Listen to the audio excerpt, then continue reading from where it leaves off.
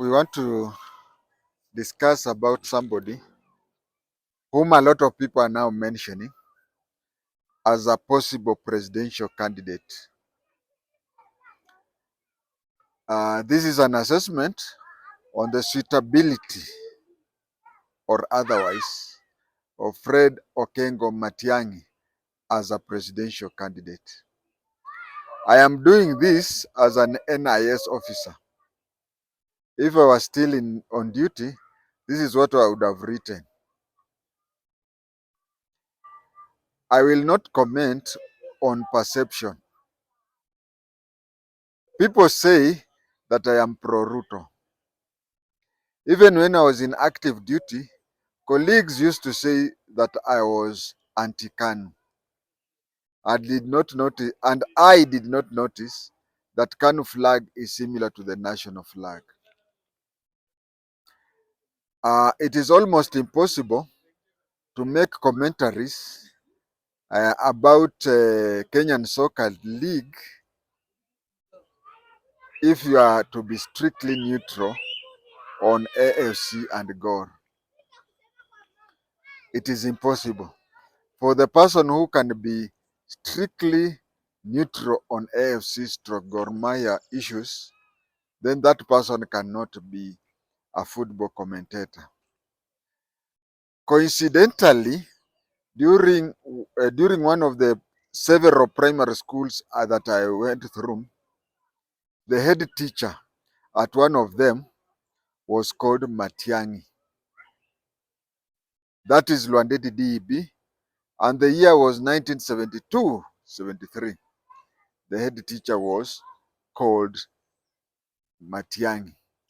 They are not related because that is where I come from. So Matiangi, just somebody who is from Lwandeti, and it is just like the names we have Maina in Kikuyu and we have Maina among Kalenjins. So it is just a mere coincidence. But what is also another coincidence is the strictness of the two Matiangis. The Matiangi, who was our head teacher at Lwandeti DEB 1972, used to be very strict. Every morning, while we were doing school cleanup, he used to ride a bicycle throughout the school fields. And he found you talking, he found you not doing your work or anything, he would whip you with a whip while riding his bicycle to other places. But as I said, that the coincidences here in the name and characteristics are just purely coincidental. Okengo did his bachelor's in arts at Kenyatta University. He did his master's of art and PhD at the University of Nairobi. He then taught at Egerton University. He was born, when he was born, Kisii was one, but now there are two with Nyamira. So the area that he was born, those who know will comment on the comment section. But what I know is that he was born in one area and he bought land in another area. So he is a citizen of the two counties where he was born and where he resides in both of the two counties. He could easily win were he to contest for governorship in either Nyamira or Main Kisii. He would win hands down. When he joined the education ministry, when he became the minister of education, he joined that ministry with his former boss at the University of Nairobi. Remember, when he was at the University of Nairobi, he was a lecturer, a senior lecturer. And the vice chancellor at that place was, I'll remember the name. So when he became the minister for education, Uh, his former boss at the University of Nairobi became the chairman of the National Examination Council. So in life, that is life, where you find today I'm your boss, tomorrow you'll be my boss. And they did so well. They did it so well. Matiangi being the minister, and I'll remember his name, and and I don't know why I'm forgetting his name. And he's a very prominent. He was a very prominent Kenya. Was the chairman of the examination council, and they did it so well. They performed so well, such that it became fashionable to say that if you get a C in Form 4, it during Matiangi's time was better than a B before Matiangi's time. Yeah, the person I was forgetting was Professor Magoha. The person I was forgetting was Professor Magoha. So when he joined the government as the cabinet secretary for education, his former vice chancellor at the university, Professor Magoha, was now the head of the NEC, Kenya National Examination Council, when Matiangi was the cabinet secretary for education. And they performed so well that the integrity of our exam went very, very high. Went very, very high. Actually, it has lowered. It is not at the level of Matiangi's time. During Matiangi Magogoha time, you could be proudly point out that you have a D. Nina D ya Matiangi. And a person with a B, you have a D for Denmark, ya Matiangi, and somebody with a B for Britain or Belgium. Before Matiangi, he could not talk before you because there was a lot of integrity in the exam. When Kaisere died, and I want to emphasize to people here that Kaisere's death was natural. Kaisere's death was natural. This is somebody who went to Bomas when he was made a minister for education, when he was made a minister for internal security, cabinet secretary. He he took somebody who was his colleague in the military to make him his personal assistant. So they were with that military officer who was his personal assistant. But when they were in military, they were same rank. They had Kaisere used to take only 2 beers. There is a beer, I don't know whether it is still there, which used to be called Tusker Export. So he used to take just 2 for the rest of his life. There's no time he has ever taken less than 2 exports or more than 2 exports. And a beer, normal beer is 500 milliliters, but export is 300 milliliters. So in any other circumstances, Kaisere used to take only 600 milliliters of Tusker Export. So after taking that at Bomas of Kenya, he went to his house, just normal, he slept. Then at night he woke up and tried to go maybe to the toilet or something and fell down and died. And there was found a clot in his vein. His was just a natural death. Anybody can die anytime. So when Nkaisere left, Nkaisere was a disciplinarian, a former assault course teacher. Now, when I say assault course teacher, people may not understand unless you have been to GSU or even KDF or KWS or KFS. Matiangi took over, but Matiangi performed as well as Nkaisere. The government felt, and the government made a good decision to replace Matiangi in the Ministry of Education with Professor Magoha, who was equally good in education. And if you checked, Magoha would have even been a good CS for internal affairs. Both were very competent. As a CS, Matiangi was far more better. Ruto has been a CS before, isn't it? But those days they used to be called cabinet minister, not cabinet secretary. If we have to to compare Ruto as a cabinet member and Matiangi as a cabinet member, you cannot compare. Matiangi, the cabinet member, is by far better than Ruto. You cannot even compare. It's like comparing Form 6 exam with the Form 4 exam. Again, they say that to be a cabinet secretary, you have to be like Caesar's wife. You have to be like Caesar's wife, beyond reproach.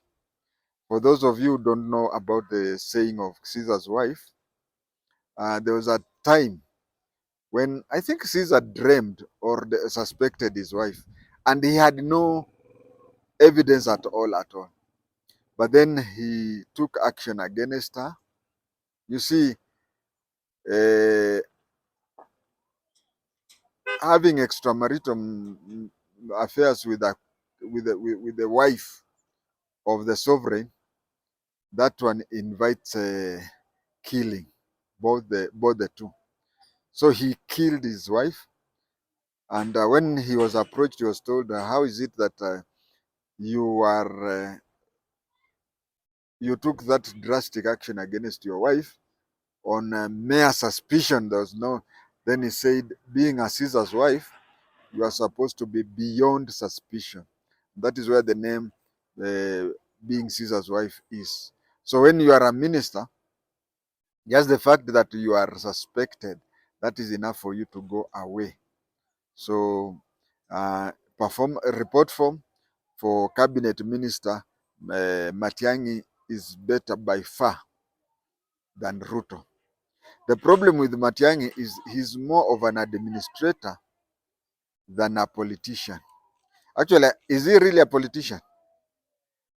He was misled to believe by all power brokers that they would gang up and support him against Ruto. It is quite possible, that is my opinion, it is quite possible that if he would have known that he would not be facing Ruto on the ballot, maybe he would have treated Ruto differently. But he became insubordinate to Ruto.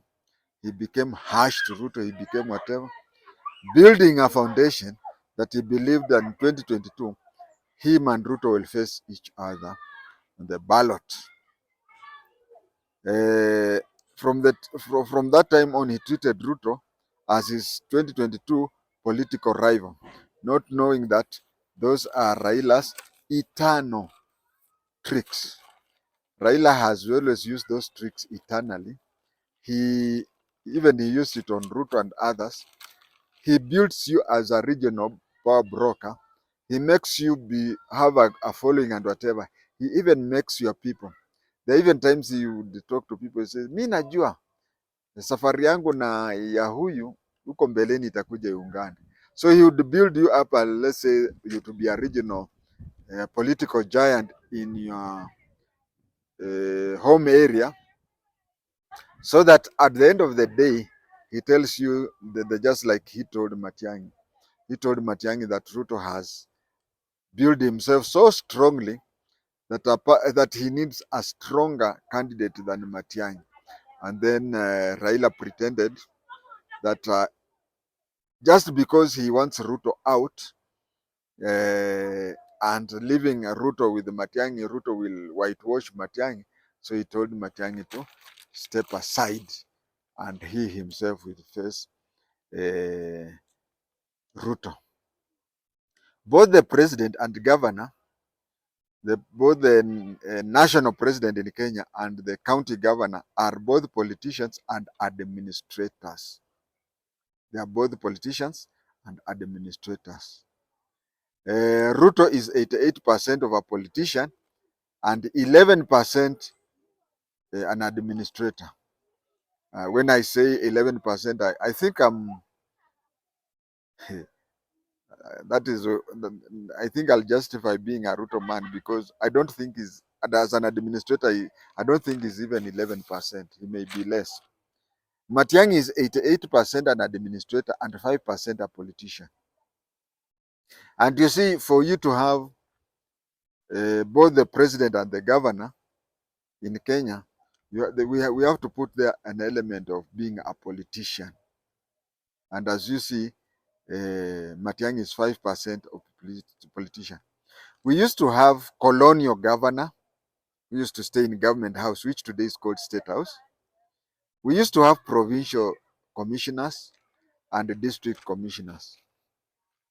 Some people, there is a school of thought that county governments, after the 2010 constitution, there is a school of thought that county governors should have been appointed by the president to act like a provincial commissioner. Or now, if you are a president and you get provincial commissioners or even the county commissioners to the tune of Matiang'i, your work will be very, very easy, because Matiang'i does not know how to look for votes, but he knows how to implement them. It is really hard. It is really hard for governors to act without bowing down to the president. You can see the way they talk when they are with the president. Yet the constitution says the 47 governors are independent and interdependent of the national government. But we see this one is just on paper. You'll find that governors would still, whenever they talk to the president, what I'm trying to say here is that independent and interdependent. It's like in the USA, we have had fire in California. We have had fire in California, where and we used to have these those those what do you call these? There is this kibunga in Kiswahili. They call it kibunga. It had a problem somewhere in the East Coast when Obama was cyclone. One of the name is cyclone in the East Coast of the USA, and President Obama could not go there until he. Usually in America, it's so serious that during that cyclone in East, there is also called typhoon or something. They have so many names. Uh, President Obama had to seek for permission or concurrence, not permission, but concurrence from the governor from Florida. Even the fires in California, President Trump has to seek for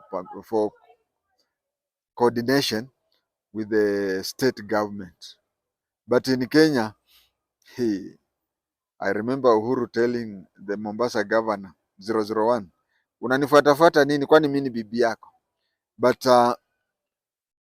in a strictly environment where the constitution is followed, is that unless the president is going to Mombasa or any other place on matters that are strictly national and international, anything else that slightly touches the the area, he has to include the governor. But as you see what Uhuru Muigai told the 001, Joho, na nifuatafuata nini, kwani mimi ni bibi yako? You can see how it is. So whatever is written in the 2010 constitution, that is just on paper. A number of people still, up to today, feel that the county governors should be appointed. In such a situation, Matiang'i can make a very good appointed governor, or even head of, what do you call, head of government. What do you call? There is this position, Koske, which they say that is a chief secretary and head of the civil, something like that. I've always believed that the differences between Ruto and Matiang'i should be swept under the floor, because Matiang'i is one of the people that I would highly recommend to work in the cabinet for the government, especially these hard, very difficult ministries. I said there's an interview. I was interviewed by one of the podcasts, Ikonini, and they asked me whom I would vote for if if Matiangi and Ruto were to be on the ballot paper.